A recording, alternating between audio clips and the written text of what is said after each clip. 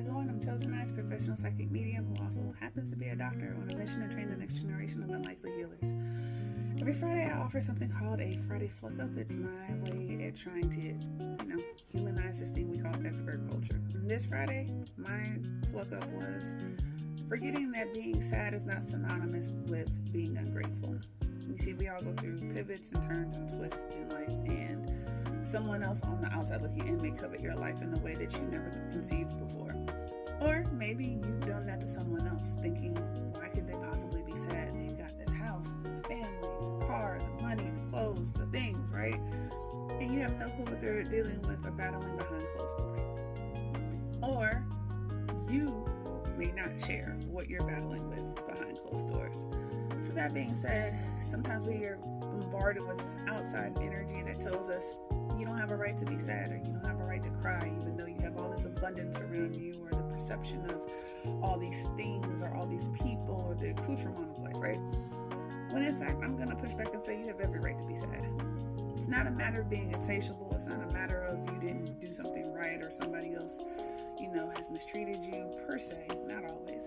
But maybe in a moment you just feel sad because you realize what you've had to sacrifice to get where you are. So there's a grieving, right? Maybe you're in a pivot in life and you're navigating what it means for the end of an era to be a part of your new being. And then traversing the unknown may be a bit scary.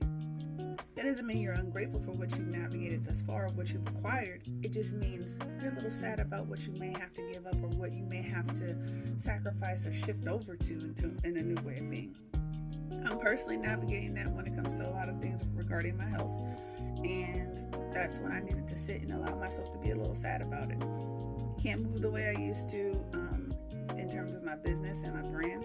That's a lot to wrap my head around. But that doesn't necessarily mean I've done anything wrong. It just means that it's time for a new beginning, and I get some more in the way that things used to be because, well, it was comfortable, right? So I offer this to you and ask, what ways have you maybe deprived yourself of the ability or the opportunity to be sad or to grieve?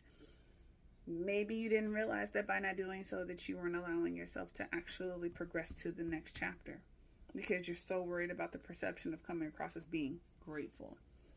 Toxic gratitude can be just as toxic as toxic positivity, which is just as toxic as an overindulgence on the other side, which is self-loathing and self-deprecation. I will also offer that if you find that you're having a hard time navigating the balance between being sad and self-deprecation, or not feeling as if you're able to come out of the grieving process, I should say, that's a great time for you to speak to a mental health provider. I am a person who is a huge mental health advocate. I have a standing appointment with my therapist. I encourage everybody that holds space, or just otherwise, because we all hold space, right? Anybody should go talk to a therapist if you are able to. Financially, in that regard, is what I'm referring to, because I know that can sometimes be a barrier to entry. But I would also encourage you to look at any free resources there may be in your community. I'm in the process of compiling a list and placing that on my website to see if I can help anybody in terms of finding any type of mental health resources or guidance in that regard. So that being said, if you find that you're having a hard time, especially after 2 weeks or longer, maybe it's time for you to talk to somebody or consider talking to someone.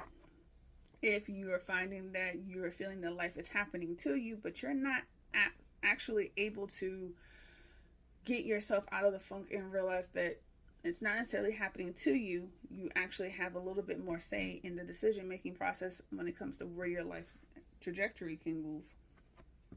Also a great time to start talking to somebody or reevaluating whether or not your gaze needs a little bit of an adjustment. So, that being said, it's okay to be sad. I am not a person who typically lives in this space. I'm still navigating and learning it myself. Anyone who knows me personally knows that I am not a crier. So if I am telling you that it's okay to be sad and to shed some tears, trust me, take my word for it. It helps you in the long run. All right. Keep your gazes forward. Like, share, subscribe, do all the things. Join my Patreon family where we talk more in depth about the intersection between magic and medicine and train the next generation of unlikely healers. Or consider booking a private session with me if you're needing help kind of getting some guidance and maybe adjusting your gaze.